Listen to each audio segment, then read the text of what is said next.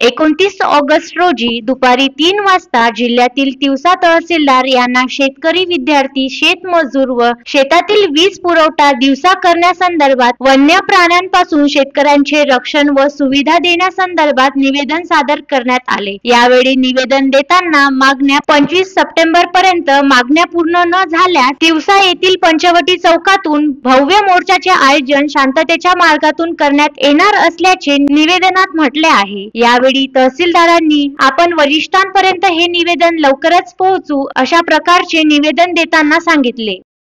तहसीलमध्ये कमलसिंह चितोळे यांनी युवा शेतकरी संघटनेच्या वतीने निवेदन सादर केले। या निवेदनामध्ये शैक्षणिक प्रश्न असू द्या किंवा अनेक शेतकऱ्यांचे प्रश्न, सोयाबीन मजुरांच्या प्रश्नावर हे निवेदन दिले आणि या मोर्चा संदर्भात हे निर्देशून येणाऱ्या 25 सप्टेंबरला या निर्णयावर शासनाने निर्णय न घेतल्यास मोर्चा काढेल असं त्यांनी या निवेदनातून शासनाला अल्टिमेटम दिला आहे। या संदर्भात कमलसिंह चितोळे आपल्यासोबत बोलणार आहे। मी तिवसा तालुक्याला आणि तिवसाले खूप जागावर मी निवेदन दिलेले आहे की जे शेतकरी आहे शेतकऱ्यांना कपासाचा भाव, सोयाबीनचा भाव भेटला पाहिजे आणि जे शैक्षणिक आहे ते शिक्षणाचे जे पुरे आहे मग त्यांनाही ते त्यांचं 400 रुपये जे आहे ते भेटलेच पाहिजे।